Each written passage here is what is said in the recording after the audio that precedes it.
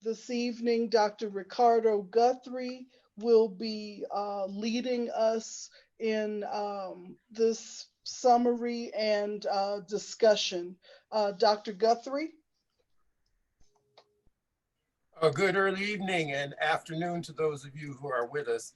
I just wanted to say I've been at Northern Arizona University for the last 12 years, came here in 2008, right before the housing collapse. And I think that much of what we're going to talk today relates to that whole idea that in the midst of turmoil and crisis, there still is a community, a beloved community that will thrive and survive regardless of the obstacles that we face.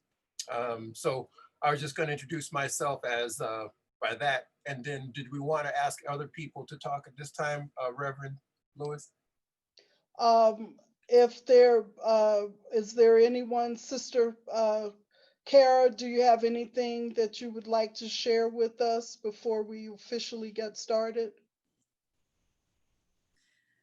No, just to thank everyone again for being here this evening. I will note, just because of the number of folks that we have here today, we will not be breaking into breakout rooms for our discussion. We'll just stay as one group. So throughout Dr. Guthrie's presentation, as you come up with questions, feel free to pose them at the end of his presentation, and then we'll launch right into our discussion with the facilitators. So Dr. Guthrie, I hand it right back to you. All right, excellent. I appreciate that. And again, thank you all for being in here in the, what is it, the Zoom partition that we've become so used to. I'm hoping this helps facilitate our engagement. And again, I appreciate those who are covering time and distance to be with us. So we've titled this talk, Race, Space, and Segregation. And I added the words in the historic South Side, particularly because it talks about the history of segregation as part of the African-American experience. It doesn't mean that other people weren't segregated, but it does mean the laws, the policies, and the practices are based on race, and specifically on racial groups who are considered African-Americans, Afro-Americans, Negroes, etc. We say Blacks these days, or Africana, or African diaspora, but we all know who we're talking about. And so the specific idea here is that there's a type of desegregated experience that we're experiencing now. And I don't think it means exactly what we had hoped. It doesn't mean that the elimination of segregation means now that we're free. It just means a different form of segregation, I'm afraid. So I do use that word desegregated still more than 60 years after the official end to segregation in Flagstaff. And so I'll just tab through this discussion, and then afterwards I'll share with you my my policy paper if that will help with the discussion. Okay. So you all have passed by the Murdoch Center at different times, or if you haven't, then let me introduce to you the idea of the Murdoch Center being the former location of a segregated school called the Paul Laurence Dunbar School. And on this wall, we see some of the heroes and sheroes who have helped develop that community and turn it from an era of being segregated and discriminated against into an area of congregation and of success. And those are just some of the heroes and sheroes on the wall that we'll talk about a little bit later. Again, I'm using Southside, the area south of the tracks, as my focal point because that is the largest area where African Americans have resided historically. And so why would we talk about segregation as if it's a good thing? Well, George Lipsitz, one of my mentors who's done sociology and history, says, when we try to express ourselves, wherever we may be, we use the type of culture that we have available to us to create a new memory, even in the midst of despair or segregation or discrimination. And so this mural is dedicated to that idea that if we work together and express ourselves, tell our story, no matter how good or how bad, we actually find a way out of no way. And we transform these spaces into real places, right? Space is the empty vacuum of places where we reside. So race, space, and segregation describes that emptiness that we're now filling with possibility. And one of these ways was using a mural and street signs that the people of the neighborhoods in the South Side said, we need to be able to define ourselves by that place. and not just the empty vacuum south of the railroad tracks. So what is the South Side? It is the home to where most Black people lived for most of the 20th century, and still we have that legacy today. And on that South Side venue, we have the experience shown where people lived, where they worked at the lumber mills, the different racially colored hands that linked together because we had Blacks, Latinos, Native Americans, and whites all living south of the railroad tracks and working together. So when I was developing this issue statement, I mentioned that Flagstaff does have a documented history of redlining, in which the banks and the city circumscribed the neighborhoods where Blacks lived so that they couldn't get the access to the loans and to the financial support they might need from the city or from private business. And so that was called redlining. And it made it very difficult then to build your own home, to grow and advance using the financial resources that were typically reserved for other people who were considered full citizens. Even veterans experienced redlining based on the color of their skin. So there's a documented history of that in Flagstaff. And there were other socioeconomic practices and policies which created a pattern of segregation and discrimination against Blacks and other peoples of color within the city. And again, this is just not, okay, I'm gonna be in the same neighborhood as my Black friend or my family, or I'm Asian, so I like to be with other Asians, or I'm Hispanic, I like to be with other Mexicans, etc. No, that's not segregation. That might be group cohesion and enclaves, but segregation is a policy of discrimination, which said you will be separate and therefore unequal. Not just that you have your own neighborhoods, but that neighborhood will not have the finances or the resources the rest of the city have. So it's a very important piece to say, because people say, why do you self-segregate? Why do you all eat in the same lunchroom or go to the same restaurant? It's not that. That's something else that we'll talk about. So is history of redlining and discrimination against Blacks actually helped the city? Because while you were underserving Blacks in the South Side, you could use that money north of the tracks to build up the downtown, to give to other people who were building their own homes and their businesses. So growth and development that occurred as a result of racial exclusion and segregation during much of the 20th century were contributing factors to the erasure and the lack of representation of Blacks within the city proper. It didn't mean that Blacks were unhappy south of the railroad tracks. They had their churches, they had their schools, they had their work sites, they had their homes, they had each other. That was all there. That was all very true. But the reality was some of the factors meant that you could then ignore them because they were south of the border, south of the railroad tracks, excuse me. You could ignore them from the city services and the other representations on the city council and elsewhere because they were in the South Side. And it may not have been of more than 15 or 10,000 people at a time during most of the 20th century, but it was a cohesive community that did not have adequate representation. I think there was one Black policeman at the time. And he was there to ensure that people didn't go north of the border, north of the railroad track. So the absence of Black culture and the historical structures outside of South Side is a continuing problem because this lack of visibility leads to planning and policies that fail to address the impacts of those policies on African Americans, and it also undermines their contributions overall. So Flagstaff demographics, as you know, indicate a growing segment of Native Americans, of Latinx, Mexicans, Hispanics, of growing Asian American populations, and African Americans. So if whites were at 90%, they might be down to 65% with larger numbers of Native Americans, Hispanics, Asians, and then Blacks. And so officially we might say it's 2% or 3% of Blacks, and then another 6%, two races or more than one race, of which some will be Black as well. And I just want to indicate that borderline of 2% or 3% of Blacks is generally what we say is where the Black community is. And you know, though, their pockets are much larger in the South Side and Sunny Side and the areas that we're going to talk about. And it's also larger on campus, by the way, the percentage of African Americans within the student population. So these demographics have been used to say, well, since you're not here, you don't deserve the services anyway. What are you complaining about? Well, the reality is the work that the people did for the lumber mills, for the restaurants, for the businesses were far out of proportion to their numbers. They always were. And we've talked about this earlier during some of our presentations. Black lumberjacks and lumber mill workers, Mexican lumberjacks, Native American lumberjacks, they were far out of proportion to the rest of their population. They inundated those work sites, and they would have populations, again, like 20 or 30%, where in the rest of the city was far less than that.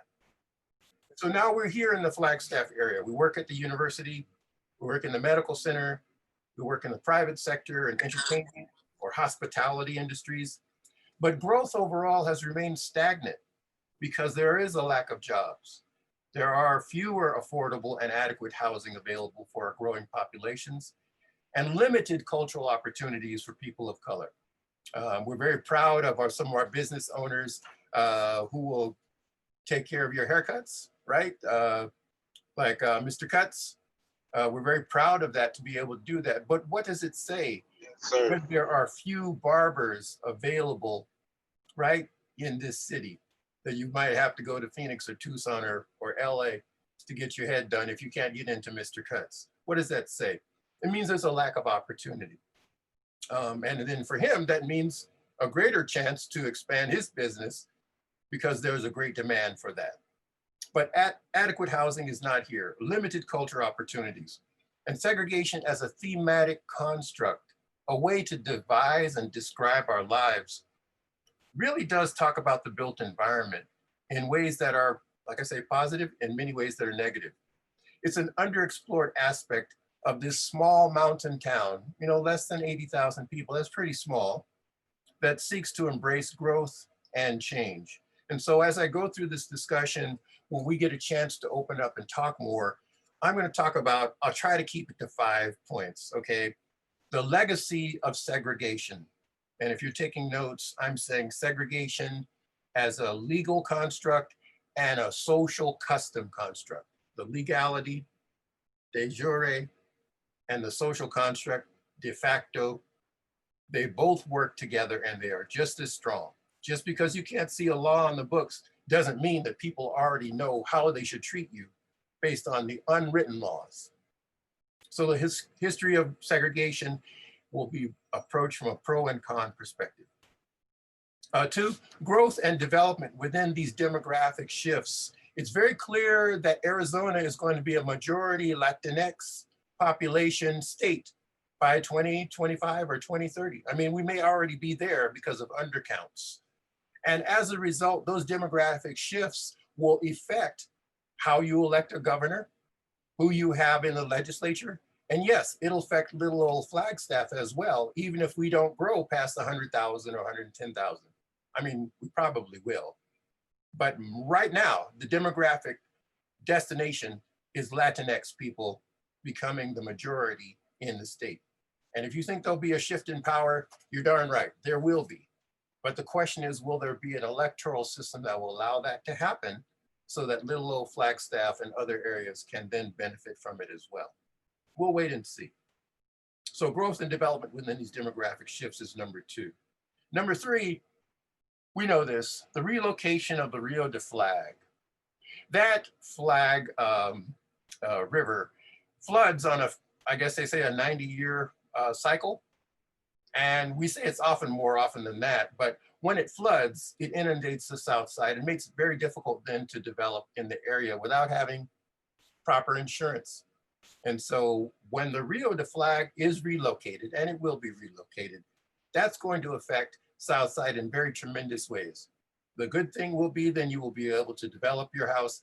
The bad thing is it might be more expensive than you probably can afford. But it has to happen and it will happen. And so number 3 is when the relocation of the Rio de Flag goes down, will the people here be able to benefit from that? Or if you want to do it in a positive way, how will people be able to benefit from it? I think I like that approach better. Number 4, Northern Arizona University. That's our big neighbor. And so what does NAU have to do with neighborhood empowerment? I think it could play a positive role. Remains to be seen, but I think it's part of one of the elephants in the room in terms of what the future of a society that is trying to overcome segregation will look like in Flagstaff. And then number 5, again, I'll just try to keep it to 5, the city itself. The city of Flagstaff and its resource allocations can sway depending on who you have in office, right? You can have a mayor and a city council who are working in conjunction to empower communities, or you can have a mayor and a city council who are at odds and make it very difficult for the neighborhood empowerment to develop. So I'll talk more about that when we get to the end of the discussion, but those last 2 segments, the NAU and the city, are the 2 big elephants in the room, I would say, as we move forward. Okay, so I'm moving on to the next piece here. The context for what we're talking about. These are numbers from 1990, and they really haven't changed too much. There's some increase in population, obviously, but in terms of the percentages that we see here, this still remains true. And this is a direct outcome, legacy of segregation. The neighborhoods that we're talking about, and this again is not all of Flagstaff, but it's close enough. Sunnyside, Southside, which is broken into 3 areas, Plaza Vieja, which really deserves its own location, and Pine Knolls, well, we consider part of that the greater, let's call it greater Southside. And as a result, you can see these numbers are just off the charts. 81% of the folks in Southside were part of this low to moderate income, which is just about $11,000 compared to the rest of the city, which is twice that, or almost 3 times that, 28,000. The median home value in Southside, as you can see, it's 64,000. This is from 1990. Again, it's much more now. But again, that's still not the same percentage across where Flagstaff is. And if you go down the charts here, you'll see Southside of Plaza Vieja and Pine Knolls, similar problems in terms of this gap between what's happening in the rest of Flagstaff compared to here. And again, part of this is the lack of salary jobs that would allow you to make $28,000 in 1990 terms. It's increased now. Again, I have to keep saying that, but still there is a gap. And these are part of the wealth gaps that we'll talk about later. And I think Mr. Lumpkins talked about this earlier when we had a previous presentation. So the low income concentrations, again, a distinct legacy of segregation, one of the negative outcomes. But also, let's look where the people of color live. Same thing. There are more African Americans in Southside, 7.2%, or Plaza Vieja, 5%, or Pine Knoll, 21%. Those are a lot of folks over there in the Cogdale recreation area, 21%. And again, these numbers are not large in terms of the overall city, since we only have like 70,000 people more or less.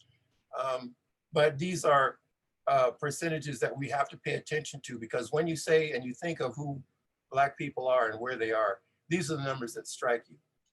7% compared to 3% for the rest of the city, or 2% is what we've been told.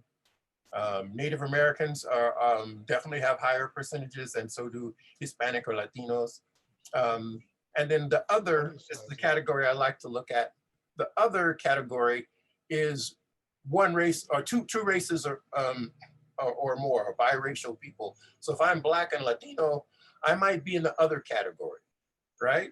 I may not count as Black. But when I do my census, I put Black first. I don't put the Hispanic first, because then they ask you, well, what race are you? And then you get split. So that's my strategy to increase the numbers for African Americans, but not everybody does that, right? This current generation will say, well, I'm other, I'm 2 or more. And therefore you go into the other category and the Black is an undercount. Oh, I show up at work today, people look at me, well, what are you? What are your pronouns? And my pronouns will be Black, Hispanic, mixed race. That's what will happen. So I just want to say that 2% officially, but if you look at that other number, there's 8% or more who are other. And I'll bet you half of those people are Black. That's just my guess. So here's a legacy of segregation, I would say on the positive side. Where the people of color live still are condensed into south of the Route 66. And this south of the Route 66 or south of the tracks, as I mentioned, we could call that the South Side, which has the linked racial and ethnic diversity. It has a name and a nomenclature, South Side, which is very, very common throughout most of the communities around the nation. In Chicago, there's a huge South Side. Milwaukee, there's a huge South Side. It's either South Side or East. I'm not sure why. East St. Louis, East Palo Alto. You're either south or to the east. Figure this out. And right above that, there's 10 or 12 different institutions, starting with the South Beaver School and the Dunbar School within the South Side, and the 4 Black churches, the Basque Tourist Home up on South San Francisco Street, NAU, of course, right in the center of things, as well as Our Lady. Hey, turn that down, sir. Thank you. Our Lady of Guadalupe. I had some theme music going there. And the Arizona Lumber and Timber, there were 3 or 4 different lumber mills in town. And when those jobs disappeared, it put a hurting on the South Side and Sunnyside and Plaza Vieja. And then right above that, I mentioned the heroes and sheroes. Some of these folks worked at the Dunbar School, such as Tilda Johnson and others who created preschools like Mother Hickman, and then others who became heroes and sheroes like Joan Dorsey, who became one of the first flight attendants for American Airlines and TWA, has a very good storied history. And if you ever give her a chance to talk with her, you'll find that out. And then the men in the middle, Wilson Riles, who came from here and was just a lumberjack before he became the principal of the Dunbar School, and then went on to fortune in California as an instructor of education. And then Paul Laurence Dunbar, who was a poet laureate who could write in any genre at the turn of the century, for whom dozens of schools across the country were named. So the South Side of the track, that historic South Side, has this legacy, which is very powerful and productive. And as we mentioned before, if you look across the city, you won't find any other site that has Black faces in high places. Why is that? Well, it's because the South Side, once it desegregated, it split people up and sent people wherever they wanted to go. So Wilson Riles in the middle here, and then on the left, Sturgeon Cromer, the superintendent of the Flagstaff school system, said, look, we're going to desegregate before the federal government does it for us. So they got together, and by 1952, they had worked out a plan. But instead of implementing it immediately, they went and talked with the Black teachers and the Latino teachers and said, look, how are you going to be affected by this? Because we're going to desegregate. That means we're going to close your school. And they were like, well, we won't have jobs because of the rest of the city. They won't hire us. So they said, if you're concerned about that, we'll see if you have jobs.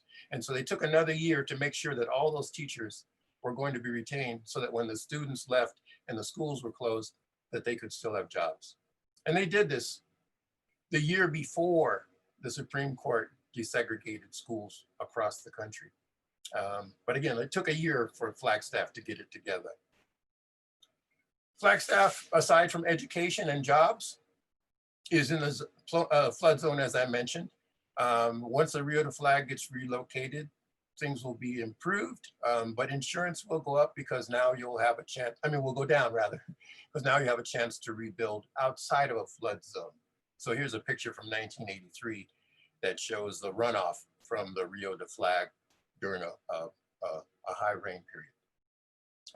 The geography of race and place still continues. Again, now it's no longer a vacuum of space, but actually a location where people call home. Here's the blank slate before that mural was painted. And I'd like to say that this is the type of blank slate that we should embrace, that we can put our own destiny in outlines and work forward from here. Because if we don't, then someone else would do it for us, and who knows what that picture would look like, right? The Southside specific plan is very much a model for how we can talk about this in a way that's productive. There may be complaints, there may be some concerns, but here is a location where people could go to explain themselves and what they wanted to see the city do. And here's from the preamble: the Southside community and the City of Flagstaff will work in partnership to ensure that the city's growth and development will recognize the value and the contributions of Southside to the history of Flagstaff. And then they go on to talk about how that will do. Pretty groundbreaking stuff. And over a 2-year period, they had numerous meetings and discussions in town halls with people very similar to this before COVID. And they took all those ideas together. So I'm hoping we can use that plan as an idea. It's a wealth of knowledge that we can use. And out of that plan, as I mentioned, let me see if I can get to specific things that come there. I try to keep it down because it's a 2-volume thing, and it's very hard for us who are not geographers and city planners to plow through all that. So I like to tell stories, and here's the story. Southside has a high density residential area. It is zoned for residents. It's pretty high, but there are other zoning elements for businesses and for planning. There are no parks. So when we go through this neighborhood plan and we talk about race, place, and segregation, that's one of the things we want to look at. High density residential means that you can then have individual homes and multifamily homes. It doesn't mean that you have to have projects, right? But that's when we think of high density, that's what comes to mind. But affordable housing should be a goal of that as well. And we can talk about how that might happen. Second, partnerships to develop these city-owned properties. Yes, there are some city-owned properties within Southside that have not been developed fully. And those that have been developed, I think we do have some concerns that they may not be serving the people who will be there. It seems to be attracting other people who may not be permanent residents. And I'm not saying that students can't play that role, but many of the properties that come to be developed wind up being rental properties for the student population. And you can see what happens when you have an economic downturn. That economy goes away. So the whole idea of building Flagstaff's economy on student renting, that was a gamble. And we see the negative results of that right now in the COVID environment. It's very expensive to live here. But partnerships can show us what we can do. The same is true for business development. That is a way to help secure the history of the future of this location so that you will be able to turn a dollar within the community and it stays within the community. That would be the goal. I didn't put individual entrepreneurship on there, but that's what I would do right after this: business development, individual, innovative entrepreneurship. As I mentioned before, there are no parks. And so parks would have to be something that we want to include in a livable city. There will be an overpass construction that will allow there to be a connection to north of the tracks. And the Rio de Flag green space will be accommodated as it's relocated.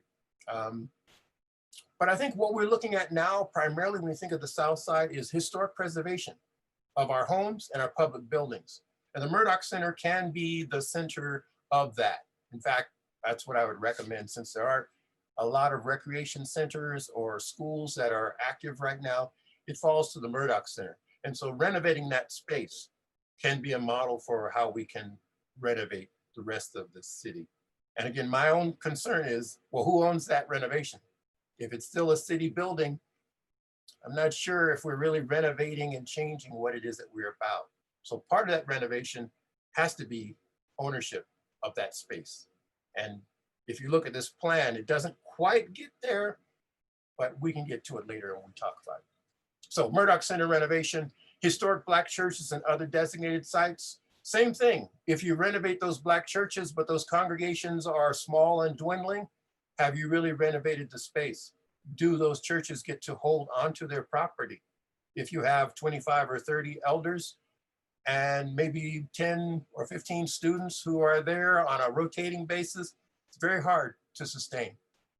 But there is a need and an interest and an ability to make these historic Black churches and other designated sites part of a historic preservation.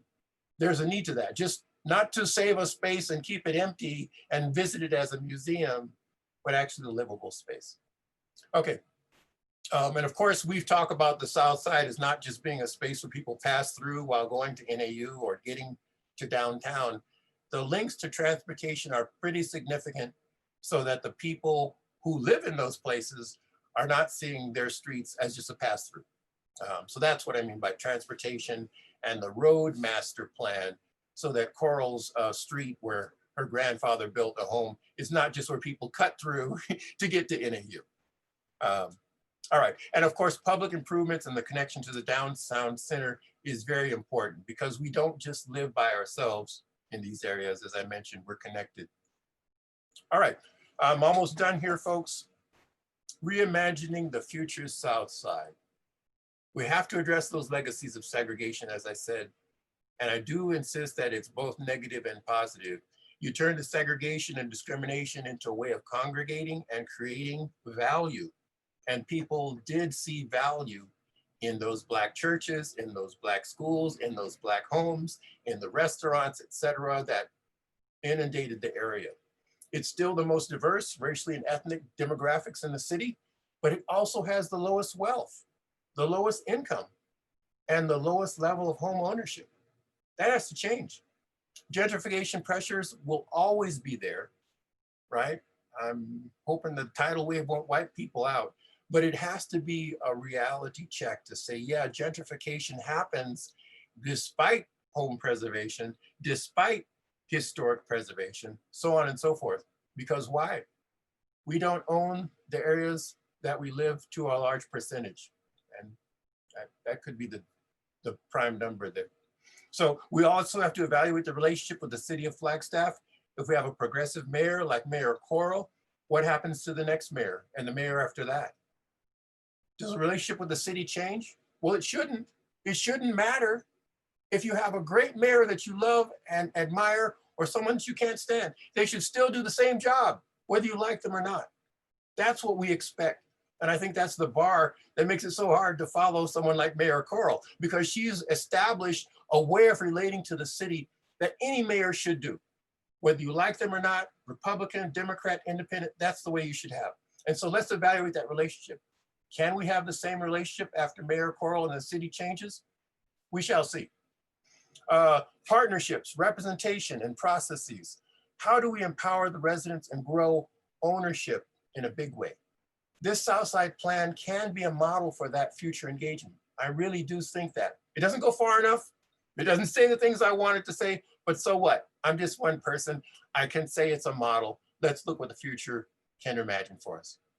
Business development, not just consumer enterprises, not just pizza parlors and Starbucks and cappuccino shops, not just consumer enterprises, but innovation where enterprise can happen. That still has to be on the table. Not just art zones where people make pretty things in art lofts, but that could be part of it. Okay, there are other models in Sunnyside that we should look at and bring into the South Side. And then lastly, the two big elephants in the room, the Rio de Flag relocation and Northern Arizona University. That still has not been sorted out, if you ask me. And with the changeover in leadership, same thing. Should our relationship change with NAU, regardless of who the president is? Well, I'll leave that to you to discuss. I do have some questions that we can go through at the end of this. So this is the scaffolding that was built to try to do the mural, and we have to do the same thing here. What's the scaffolding to build a future relationship to the city? Here's people from across the city, both the students as well as some of the residents and some of the usual suspects who have come together to work on the mural. We also have to have that for building the future in a post-segregated society. I have some references here that I can share with you as we go forward. Some of them are videos that were put together over the years, and some of them have, like the Southside Neighborhood Plan. It's there for you to look at. And what I'll do is, if I may, I will. I wanted to switch my viewing so that you've got a chance to see this better, and then I'll pass the baton right here. Let's see if this is it. Let's see. Oops. I'll try that again. Share the screen. Live Black experience.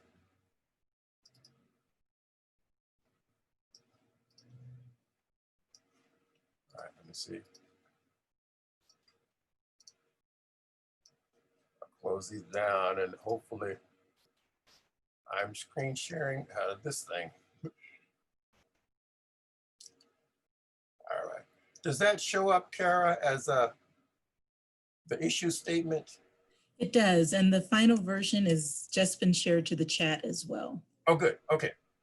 All right, so you can follow along. This is the part that I discussed earlier on page 1. My references are the Southside Neighborhood Plan, the Historic Southside Mural, and the AZ Daily Sun reports. And then on the second page, I've got my context for low income, but that's where Black folks and people of color are. And the fun facts that Southside is still home to 4 historically Black churches. It was the segregated neighborhood for Blacks and Latinos for most of the 20th century, and the home to 2 segregated schools from the 1920s, the Dunbar School and the South Beaver School, both of which are closed. Just keep that in mind. They were neighborhood schools. There are no neighborhood schools now in Flagstaff, Southside rather. And so my key questions that I'd wanted to help lead through are there at the bottom. And what I'll do is, Kara, if you let me know that people want to go through this discussion individually or take their questions now. These are backups if you'd like, and we can go from there. Okay. That would be my presentation for now. Okay. And we did have just one question for you, Dr. Guthrie. There was someone who asked if you could define the Pine Knoll neighborhood. Yes. Okay, the Pine Knoll neighborhood. For those of you who travel to, let's say, from Northern Arizona University, going towards the, I want to say, Whole Foods restaurant and the Grove and the location there. So you're on Butler Street, and the major crossroad that you're going to pass is Lone Tree. If you turn right on Lone Tree and go down the hill, Pine Knolls is the area that is right below they call it the Lumber Mill Historic Park. Well, I guess there is a park there then, but it's on Lone Tree. It's across from the football fields that the NAU uses, and up in this neighborhood, Pine Knolls, there's a recreation center. I believe it's the YMCA now, and families traditionally lived there and went to Cogdill Recreation Center. Again, over 21%. So it is south of Route 66, but it's been considered its own location, Pine Knoll, rather than part of Southside. And the city has designated its own historic district for Southside that separates it from Pine Knoll. That's okay, just like they separated from Plaza Vieja. There are connections between those people who live in Pine Knoll near Cogdill that are connected to Southside. That's where they go to the churches in the Southside, they go to schools in the Southside. So I consider them part of the greater Southside area, although they are their own community, and it is heavily Black and Latino even today. Okay. Thank you for the question. All right. Okay. Okay. So now we are going to turn things over to our facilitators. Amen. Who are going to guide us through the discussion questions for this evening. So for the facilitators, the discussion questions are in the chat for you. For everyone who's participating, they're also listed there so you can see what's coming up, and I will just turn it over to them. Good. All right, well, I'll take the first question. This is Edward Lumpkin with 586 Fraternity Incorporated. Question number 1. Again, this is for anyone to answer. What are some of the reasons why the contributions of African Americans might not be recognized throughout the city? I will repeat. What are some of the reasons why the contributions of African Americans might not be recognized throughout the city? Anyone have a guess or response?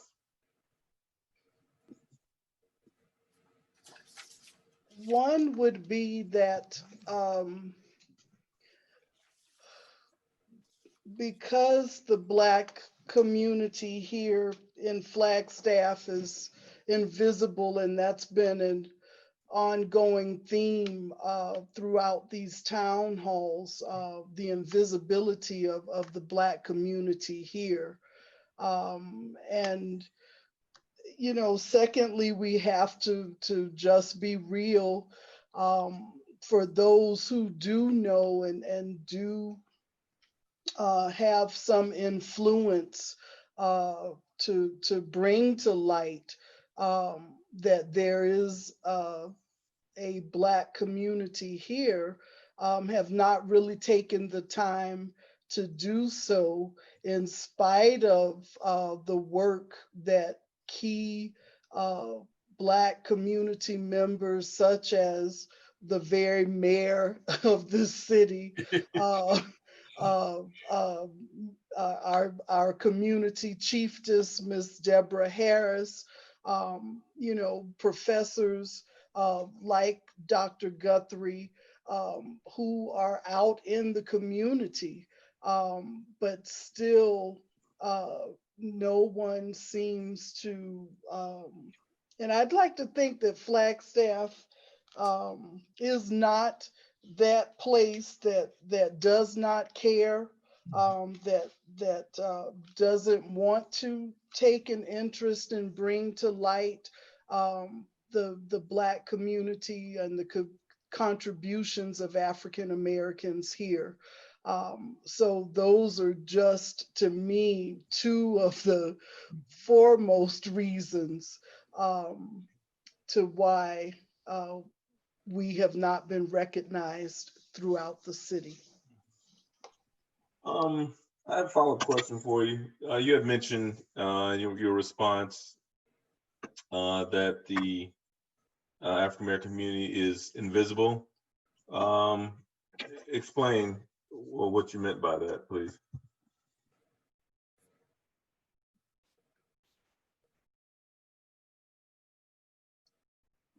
Your voice? I think it's still muted. Yeah. Sorry about that. Mhm. Even the smallest towns that I have been in throughout the nation, I could always find some place that served my food that I'd like to eat, soul food. I could always find some little nook and cranny little shop that sold Black hair supplies and accessories that we like to wear and adorn ourselves with. And there is none of that. So one, if I did not happen to go down this one street and see that Murdoch Center, I probably would never have a clue that there are any Black people here, or that at one time there were some Black people there or here. So that is what, there is nothing in the community, and when, well, within the major community, because we can go over off of 4th Street and we see Brother Cuts over there, and we see the Market of Dreams. But usually a downtown area has some sort of indication of Black life, or any of the lives that are represented within the community. So that is why I say that the Black community within Flagstaff, it is invisible outside of that Murdoch Center and that church, the Black Historic Church that sits, you know, just a few feet away from the community center. Other than that, we have no knowledge, no sign of Black lives here in Flagstaff. Well, that's very yes, similar to some of the responses that I'm looking at in the chat group. So this is a response from Dr. Moore. She adds, there are no markers or plaques to designate the contributions of African Americans posted throughout the city. So it kind of adds to your invisibility response. There's another response from Jennifer Hunter. She says, I graduated from NAU as an I graduated NAU as an undergrad and worked in the Riles building as a faculty member in the Riles building on NAU, and I never knew what the namesake was. Can anybody give us an idea of what the namesake, or at least the significance of the name for that particular building? Does anybody know the history? Yeah, this is Deb Harris. I'm just wondering if we could take down the screen share so that we might be able to see the rest of the participants that have their cameras on. Thank you. That's much better. I'd much rather talk to people than to talk to a screen. But I'm sure the facilitators have the questions in their chat. Let me just say that Wilson Rouse, the building was named after Wilson Rouse. Wilson Rouse was the first Black student that we're aware of to graduate from NAU.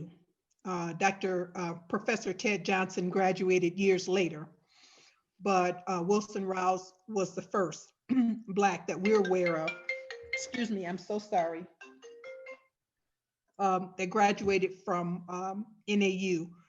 He was presented with the honorary doctorate from NAU back, I think, probably in the early 1970s, maybe.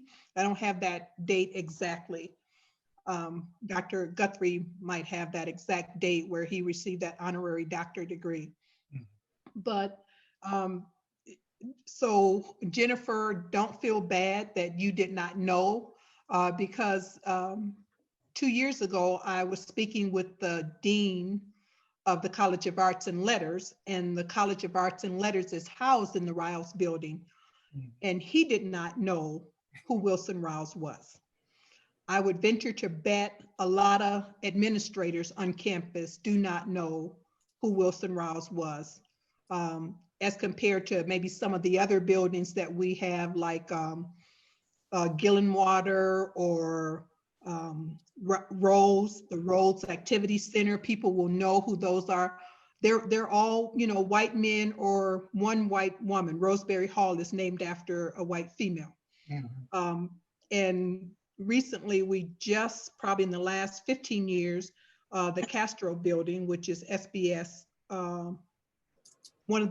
it used to be where the old anthropology building is, but that's Castro building. So it's not uncommon for people not to know who the buildings are named after and why. And so I would say that it's probably to NAU's advantage if they would put plaques outside of those buildings so that they could know who the people are, and that would be helpful to the students. But there's a lot of information about Wilson Rouse. If you go out and Google him, if you go to Klein Library, in the archives, there's some items there. And so I would encourage people to do that research. And of course, we have information about him at the Murdoch Center. Does that answer the question, Mr. Lumpkin? Yes, ma'am. Okay. Mr. Lumpkin, if I could just piggyback off of what Ms. Lewis was speaking to in the question, to speak candidly, I think that in order to acknowledge the accomplishments of the Black community, and the resiliency of the Black community, it also means that our community in Flagstaff would need to acknowledge the fact that there were barriers to overcome in the first place, that there were things within our system in Flagstaff that were oppressive that we had to overcome in the first place. And from my experience, having lived here for a little over 8 years now, I don't know that the culture of Flagstaff is such that we like to acknowledge that we too have a history of trauma and oppression towards the Black community. I don't know how open that conversation actually is. Being a university town, being a quote unquote liberal town, I think we are often hesitant in the larger community to acknowledge the fact that we too have some pretty serious transgressions towards minority populations, especially that of the Black and our Native American brothers and sisters too in the community. And until we have that cultural shift where we cease the complacency with being a quote unquote liberal town, I don't know that we will be able to acknowledge the accomplishments of the Black community, because we still won't be willing to acknowledge the fact that there were things that we had to overcome in the first place. Thank you for your response. Anyone else? I did want to note that Vice Mayor Shimoni had put that he had a comment. Yes, thank you, Kara. I was about to jump in. Wow, amazing conversation. Hi, everybody. This is Adam. It's great to see you all and be here with you and be talking about these wonderful, very important and challenging topics. And thank you to the facilitators and to everybody involved. Just a couple thoughts I wanted to share, you know, and very much like you were just saying, Jermaine, you know, my notes are very much in the same line of thought, you know, of what I wanted to share. And that's to start with an understanding of the current situation, what it was and what it is today. And that, you know, we need to open our eyes first and look at, like, you know, Dr. Guthrie said, this neighborhood, the well-being of that neighborhood and the differences between what it was and what it is today, from when it was thriving to how it is now. And recognize that this happened and what it was. And then, you know, I think it's rooted in respect and respect by our leadership and our elected officials and our city leadership, and working off of efforts and building upon efforts like what we have done with the Southside plan, and taking that and building upon that, and now taking that plan and putting it into action. And then building that community that Dr. Guthrie talked about that can thrive and address the topics that Bernadine and others were sharing about, you know, a thriving community that is building and growing and just doing all the beautiful things that a community does, right? But to me, that starts with the needs of the housing needs and the quality of life and the quality of living of those neighborhoods, right? So something council talked about last week, I think it was the parking situation in the South Side. And I at point blank asked Mayor Evans at the dais, you know, what's the issue? What's the holdup? And she goes, political will. So I made a call to action and she supported it, and other council members did too. And my point is, I think we have political will now moving forward, at least for the next few years, but especially in the upcoming year. So I think we can really do a lot in terms of getting back on the right track and then building upon that moving forward. Thank you. That's all I wanted to share. Good. And I just, you know, I'm just going to follow up with Vice Mayor Shimoni and some of his comments. Again, this is Deb Harris with the Southside Community Association. And when he talked about political will,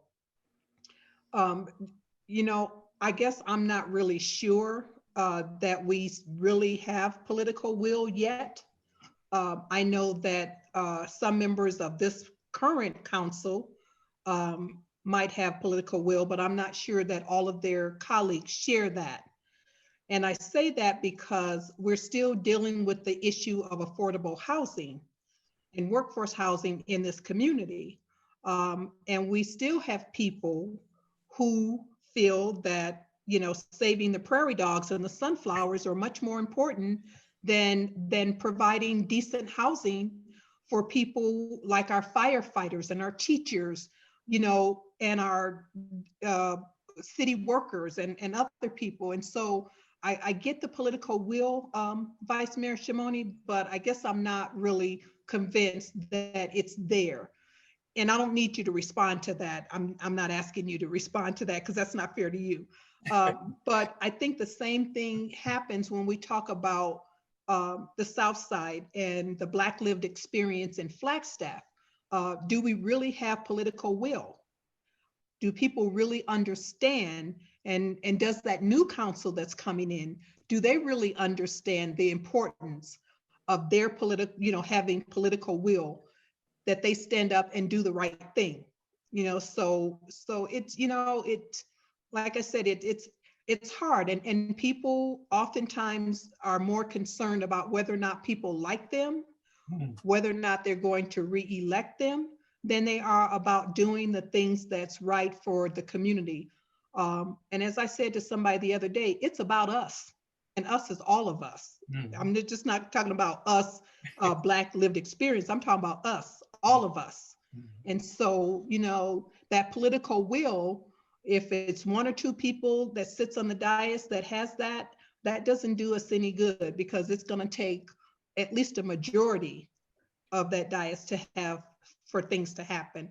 And that goes, you know, I mean, that's right in line with what we're doing with this Black lived experience dialogue, where we're trying to get people to dialogue, to talk about what is important in our community when it comes to the Black lived experience. How are we going to incorporate that population into the community so that they feel a part of it and they feel that their experiences count? So, Ms. Deb, I want to just really quickly follow up and just say, that takes all of us. And like you said, it can't just be two of us on council. We need the whole team, and you all have a role in that, in holding us accountable. And if you take the time to meet with us and engage with us and teach us these things that we're talking about and answer our questions and then show up to the meetings, it's a lot easier to hold council accountable when you're part of the conversation and you've taken the time to build those relationships. And I'm happy to talk to the team afterwards about, my thoughts on how to best navigate that. But you're right, Ms. Harris, it's not easy to have a political will sometimes, but I feel optimistic about our plans and our goals with this group. Thank you. Well, I think in the interest of time, maybe we'll move on to the second question. If any of the other facilitators would like to jump in, if not, I can sort of read the next question. I can take it. All right. How are the legacies of segregation continued through city policies, NAU activities, and the actions of residents?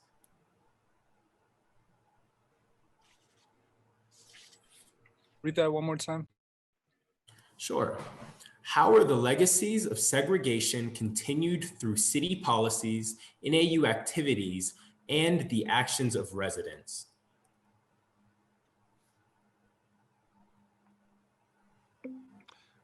I think on that one, and especially when you listen to Councilman Shimoni and Ms. Harris, we've kind of talked about that briefly and kind of encapsulated with the first question and response. And I'm just glad to hear that we're at the solution phase of this, and we're looking at how we know it exists, and we all understand that, and we continue to talk about ways to change it. One of the things I was going to add, I saw that Dr. Guthrie put in that he has a virtual tour. I know when I was at ASU, I was a devil's advocate. I used to walk backwards and give tours and point out all the buildings.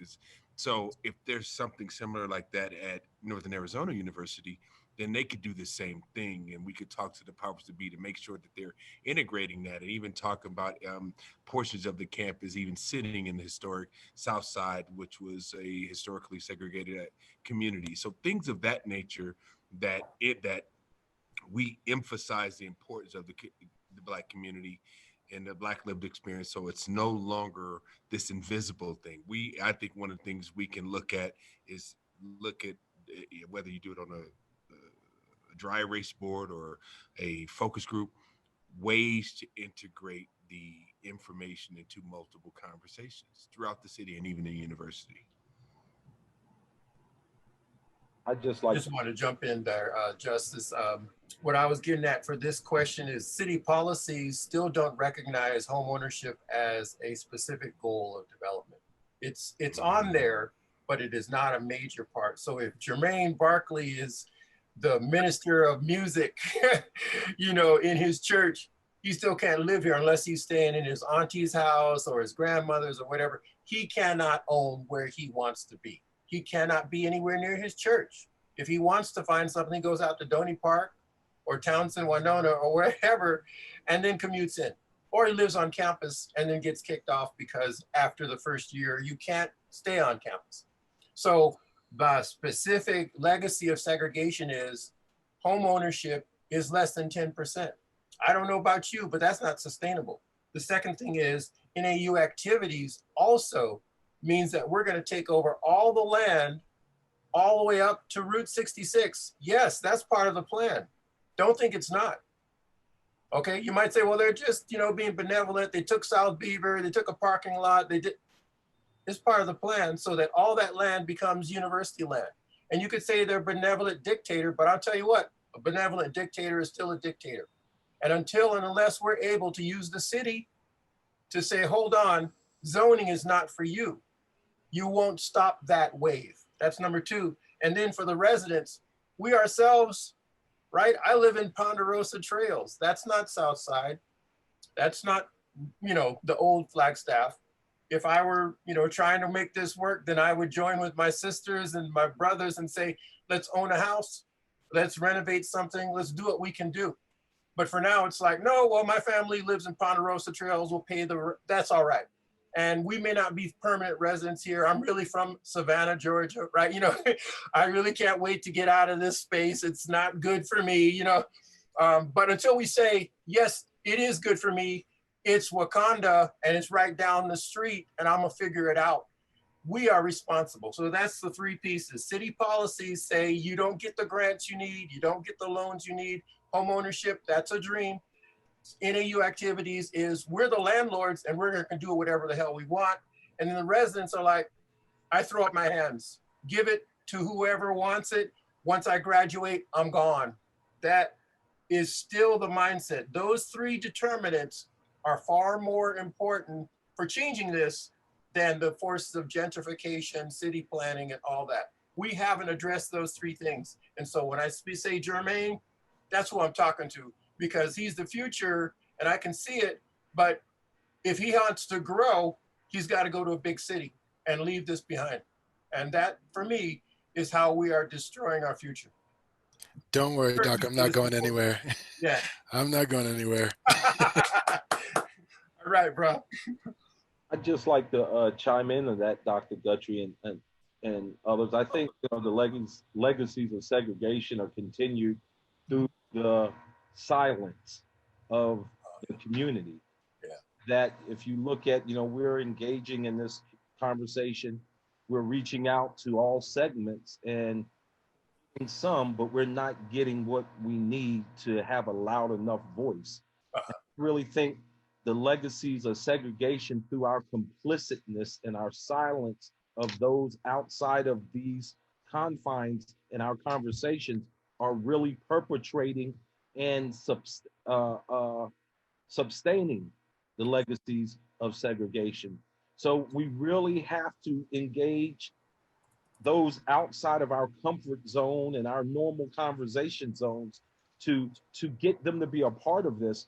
Then we can start addressing that city policy, because the more people that know about it, they're going to be concerned about it and then eventually invested in it.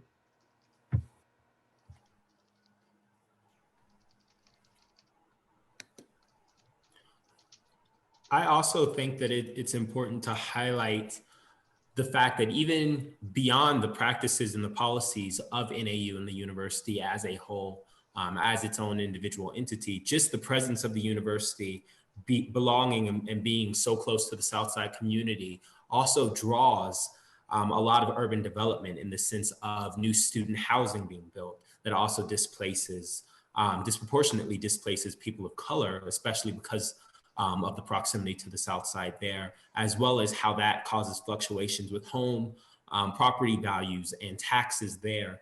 I think as a whole, it really gets back to those 3 points that Dr. Guthrie was saying as to how do we combat that? And then as Brother Hall was saying as well, that visibility as well, and that making sure that that voice is heard. And I'm not one of the facilitators, but I would like to hear from some of our other participants, what they might think would be an answer to that question, because I'm kind of looking at the screen. Some people I know and some people I don't, but I'd really be interested if they feel comfortable having some comments. I'd really be interested in hearing what they have to say.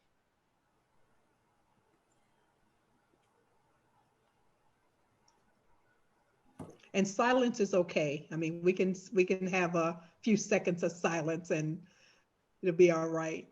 Give people a chance to think about it. I have a question for Dr. Guthrie. Can you address kind of what you see to be the relationship between segregation and gentrification? Because I've oftentimes run into it where people view gentrification as a form of desegregation. So I think that, it's something that maybe we should also be talking about. So I was wondering if you could address that.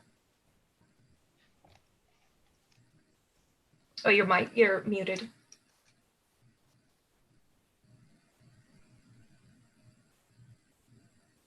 There, I found the right button. I'm checking on my keyboard and it's no. All right. So yes, I think a lot of people do say, well, you know, any development is good. And so therefore, if you care about it, then you should let it happen. And they do say, yeah, gentrification is a form of desegregation because then it allows other people who are not Black or not Latino, et cetera, to come into the community. And isn't that what we want? And that's the question is, it's okay to have an interracial or multiracial society, but if the people who are coming in are the owners and the controllers, and you see your grandma's house being sold to them and turned into a pizza parlor, then no, that's not a form of desegregation that you want. But yeah, technically it desegregates, it changes the racial composition, it changes the income status, and you see bike lanes, and you see pizza shops and cappuccino shops. And there's nothing wrong with those, except the fact is the built environment no longer serves that community that used to be. And it becomes this other thing. And again, it's so hard, Jennifer, because people do say, well, don't you want a multiracial society? Don't you want people of different incomes? Sure, absolutely. But the question is desegregation for whom? And we've always seen, this is my critique of the 54 Brown decision, desegregation meant closing of Black schools and the taking away of Black control of those spaces. I'm not going to enshrine racism and segregation as a wonderful time, but I'll tell you what, those Black schools, those Black churches, those Black businesses, they serve the community in ways that those who replace them do not. And so, I don't know, do we have to think about that? I could be considered gentrification because I'm from the university and I have, you know, 2 incomes, et cetera. But I'm not the gentry. I'm not the one who's going to take those houses away from Mrs. Sims and Mrs. Burns, et cetera. But there are some people who are associated with the gentrification who will take their homes and say, well, I gave them $1 million, so why should they be complaining? So Jennifer, you put it right in front of us. It's any development the city does that isn't cognizant of retaining community control of that is problematic. And I'll say what, if they just look at the numbers, then they say, no, we did what we're supposed to do. We're done. And I don't know, I'm like Deb, sort of like, I want to hold on to the Murdoch Center for the Murdoch people. And, you know, I don't want to see it turned into a museum or a coffee shop. That wouldn't be cool. So thank you for asking about that. I hadn't even thought of being able to explain it that way. Thank you. Yeah. But that's where political will comes in, because we know that once the real project is completed, that the housing prices or the value of the homes in that area and the land is going to go skyrocket high. And so for those folks who are still living on fixed incomes, what are we doing as a community? They own their homes in that area. We know that we're going to fix the real. It's going to raise the prices of taxes. So have we even started having the conversation about how do we help those residents who have lived there for the last 60 years or 50 years? Unfortunately, we're not going to have them much longer. But for the rest of the time that we do have them, how can we make, you know, it comfortable for them to still live in their homes and not have to sell them because now they can't afford the taxes on them? So that's where political will comes in.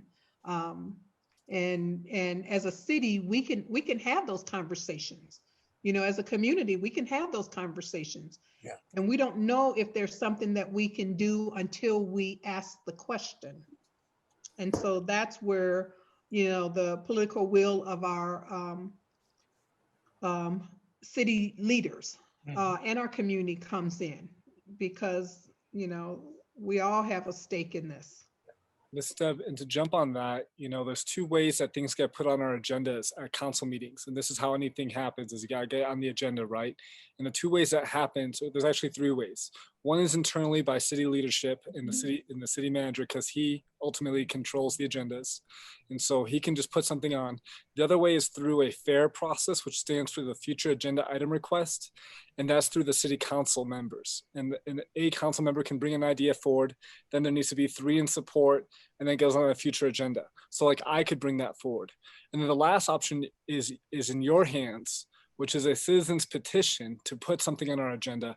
And honestly, this is a very effective way to get our ear on any given topic. And you just need 25 signatures on this petition. That's it. It's not a big request. And then we need to address that agenda item, I believe, within a month. And I know our Deputy City Manager, Shannon Anderson, is on the call. And thank you, Shannon, for being with us. But Shannon, correct me if I'm wrong, but I believe it's a month. So we have to address it pretty quick. So those are the 3 ways you get an item on the agenda. And Ms. Deb, I think that's a great item to talk about at the city. And I think we need to have that conversation sooner than later, because we need to start planning for that day, because that's coming. Yeah, and that's where political will, as you talked about earlier, Vice Mayor Shimoni, the political will, yes, citizens can come together and get 25 signatures and put it on the agenda. But if city council members are hearing the same thing that I'm hearing, and that political will means that you care about all of the constituents in your community, because we don't run by district, we run at large. And so you, Mayor Evans, Councilmember Aslan, Councilmember Whalen, all of you run at large.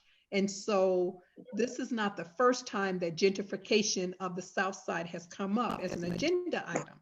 I mean, as an issue.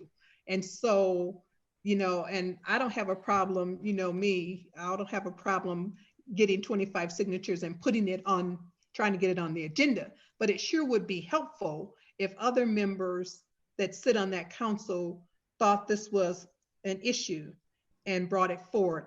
It goes back to, segregation and desegregation, gentrification, is it part of that? And so we're going to see that.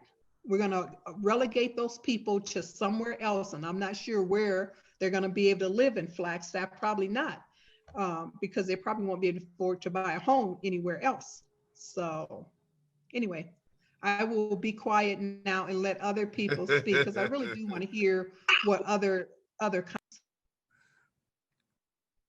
We did have Jennifer say that she had a comment, and then David, I just saw your hand go up. Kind of 2 thoughts. I was thinking, the way that sometimes we can even unwittingly displace people by moving into a community. So having moved into the Sunnyside neighborhood, which is still probably my favorite place to live in town, but what particularly happens is it's pretty clear that when we're putting in our applications that we're highly desired for being, 1, high income, and 2, being white professionals. And we lived in one place, and we we contributed to the rent in that one townhome going up. The landlord raised the rent over 30%. Over 33%, excuse me, in a 2-year time period. And part of that was because of us residing in that place. So I think there's unwittingly, so I think, sometimes as, I always think like, how do we create is it possible to create best practices for landlords and have a list and give awards like that? Or in some ways, will that contribute, because then all the white people, the privileged will want to go to those highly rated landlords. But so it's something that I think about. And then 2, thinking about grants for homeowners. I've always wondered if it was something possible, if it's something we could emulate in a small community, where in a place like Boston, I don't know if a place like Chicago does the same thing, where they give out grants for buying homes. These are municipal grants. They obviously have high budgets. Municipal grants to either renovate a home in a municipality or to buy a home, but only for residents who've already lived there for a good length, let's say 10 years period of time. So people that are already invested in the neighborhood, because we all know like Flagstaff is a very transient city. I've been trying to make this home since 2003. I still don't know if it's going to work out. So I think, if looking at grants and how that works, I don't know if we already have something in place like that, but if there's homeowner grants, I think it's really important to put that kind of thing in place. And we do have a down payment assistance program for the community. I don't know all the details. I can't recite exactly the way it works, but that's something that we could definitely look at and see if we can improve upon it or build upon it. And ultimately that comes down to political will for funding, right, in the budget. And this council put $200,000 towards it a couple of years ago. And I think we did that same again, but good ideas. Yeah. Yeah, I'm just worried it's people like me that might take advantage of that, you know, and so and contribute to the gentrification instead of people being able to invest in their own communities that they've already long been invested in. So, but thank you, Adam, for that.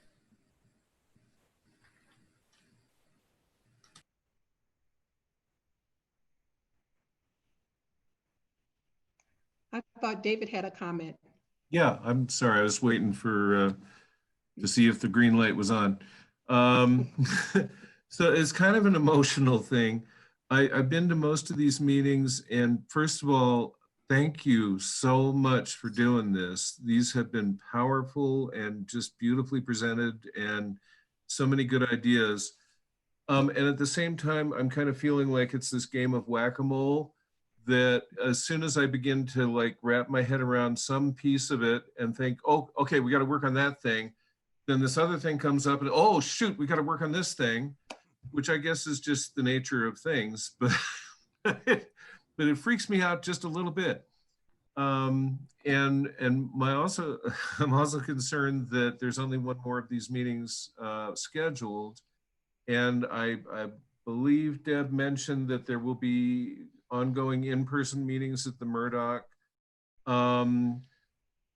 So I feel like we're just getting a start, you know, and I want to be able to see this and be a part of this continuing. And I feel like, I don't know what the word would be, but there's political will, and I think there is community will, maybe. And we've talked about, you know, this invisible community that doesn't have a sense of itself or as much as it needs to be able to perpetuate these, you know, questions and movements. And what Dr. Guthrie mentioned in those three things, at some point, you know, the folks just kind of throw up their hands and say, whatever, you know, NAU is going to swallow everything. And so, and when I was working with the community, I mean, I saw that, trying to get people to come to community meetings or to feel a sense of ownership, and literal ownership, as you were talking about, you know, not you don't own the community that you're in for the most part. So I kind of don't know, you know, it's the chicken and the egg. I don't know. I feel like we have to, you know, put some effort into creating a community presence, and you have to have a community will to create that. And I just hope that this energy that's getting stirred up here will keep building, because I feel something very strong is starting to happen here. And I'm encouraged by that. But yeah, let's hope some of that made sense. Thank you. You know, Mr. Barnell, if you don't mind me interjecting, you said, you know, every time you begin to wrap your head around one thing and then you say, oh no, we have another thing to work on. Welcome to the lived Black experience worldwide. Not just Flagstaff, but worldwide. And when you're attempting to catch up to a race that started 400 years without you, this is our dilemma. So welcome to it. But also thank you for being a part of the conversation, because Absolutely. we have to continue the conversation. And believe it or not, one of these conversations is actually going to lead to a sit down with the mayor and the council and neighbors getting involved. And before you know it, we'll have the Black, you know, the Buffalo Soldier Museum, and we'll have revitalization in the Southside community. So, you know, it had to start somewhere. So we're so grateful to start. However, at the same time, you know, let us jump on your back and carry us to the finish line.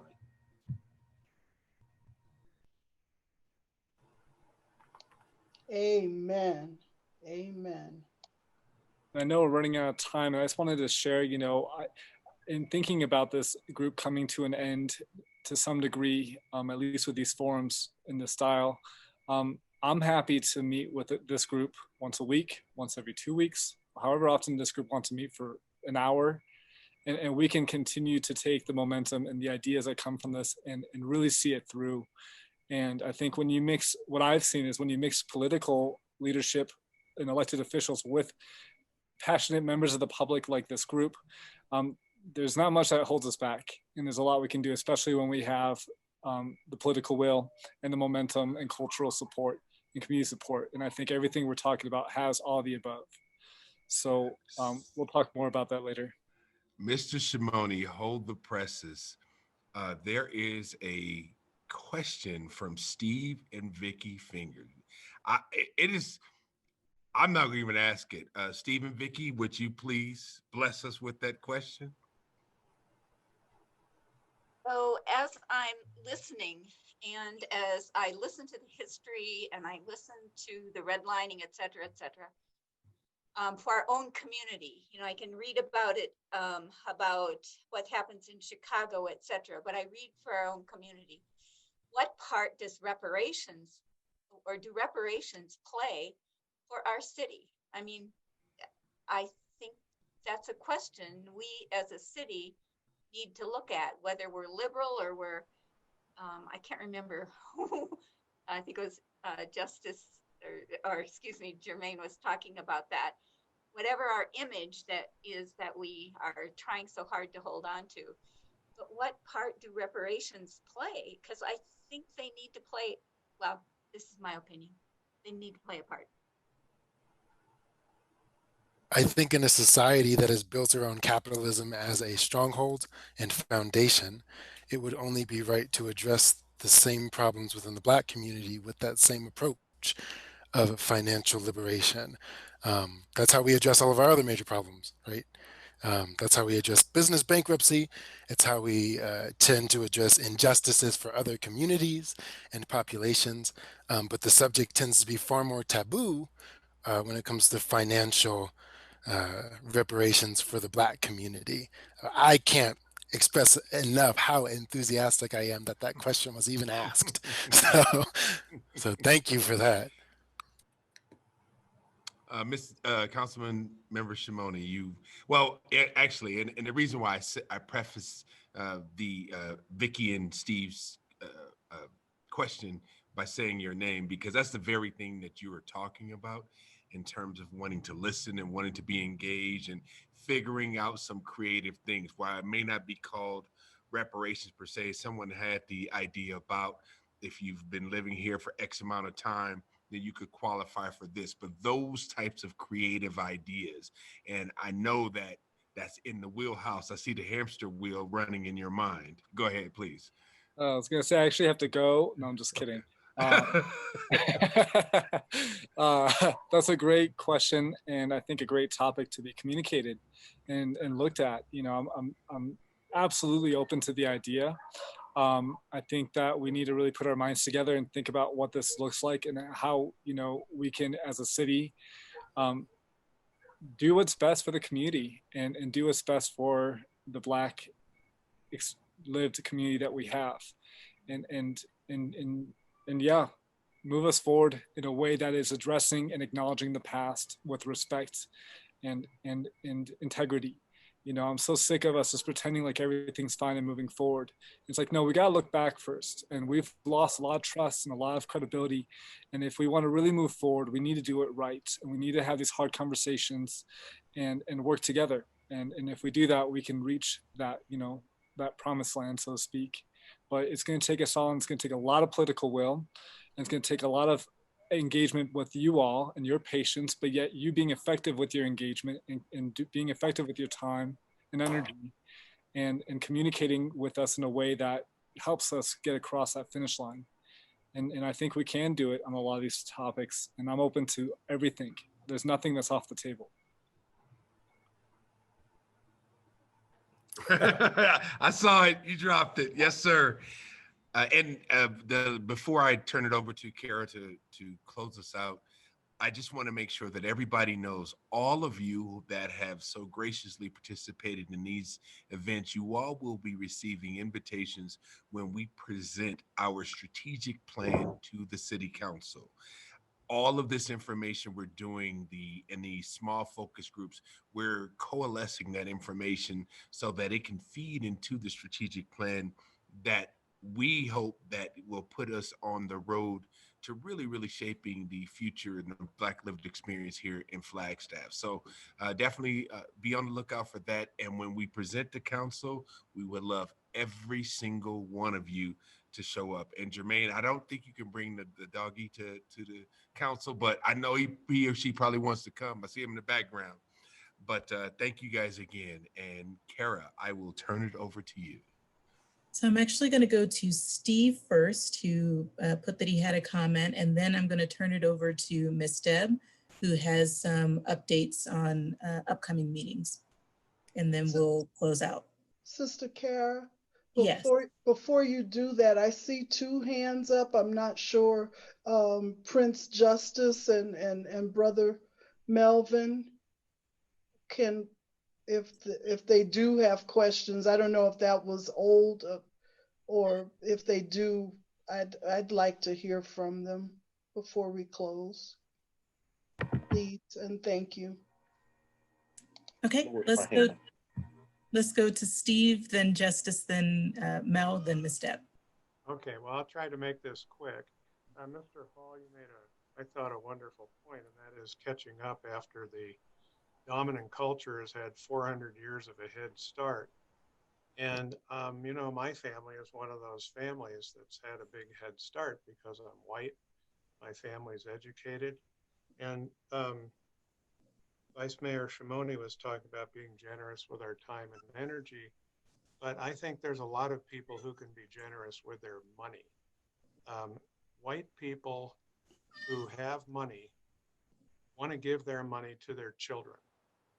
And there's going to be trillions of dollars that's going to be given to, you know, by baby boomers, successful baby boomers.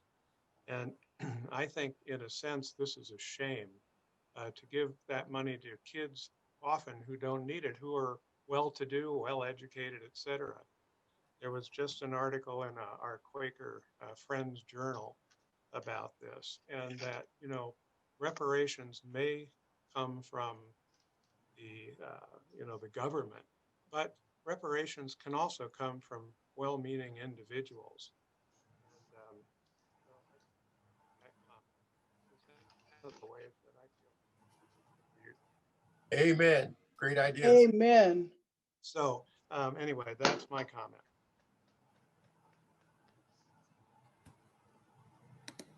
We'll develop a giving plan to the Southside Community Center, right? Amen.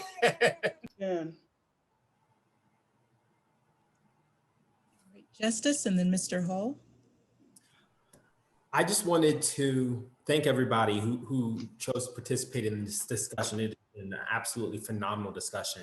And I really just want to highlight something that Brother Brown said earlier, how the scope of this discussion is really taking the turn of a very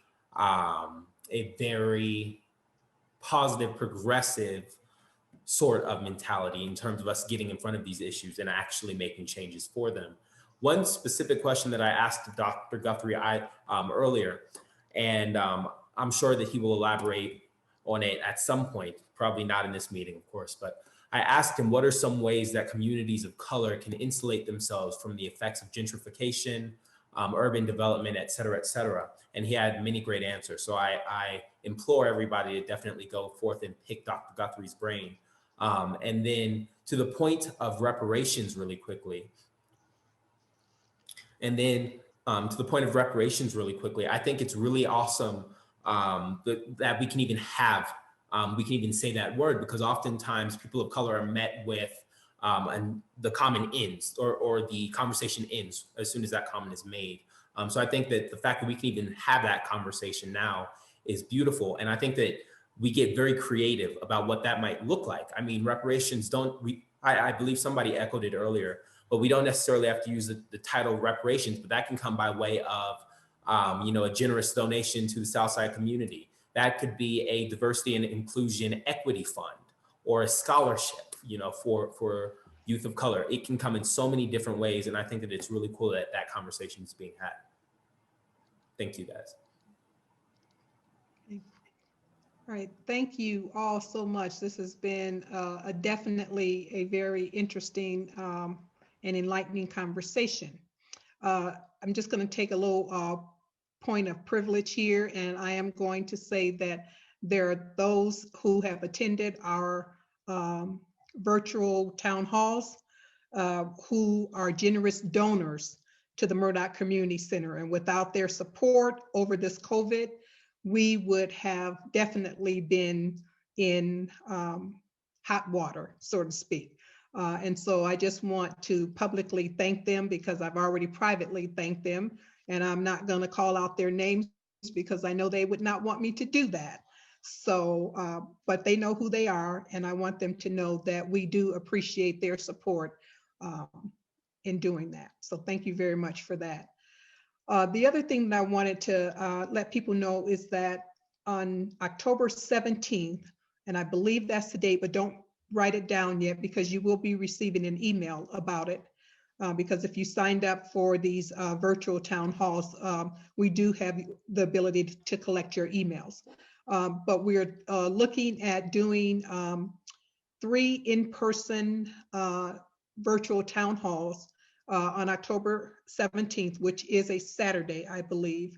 We will do one in the morning, one in the afternoon, and then one early evening, so that people have an opportunity to pick one of those. We will have to social distance, so we will only be able to allow 25 people in each session.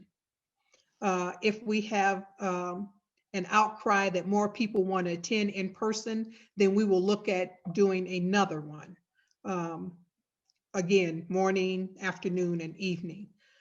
So just so that you can be on the lookout for that. And if you know of anyone who wanted to participate but perhaps did not have the ability to do it electronically, would you please let them know that that will be an option. And if they do not have access to our email or Facebook page, if you could spread that word, that would be really helpful to us. And just so that, the last thing I want to say is, again, thank you to everyone who have attended. Our last session is Saturday. Mr. Jermaine Barkley will be our presenter at that time, and he will be talking about mental and behavioral health.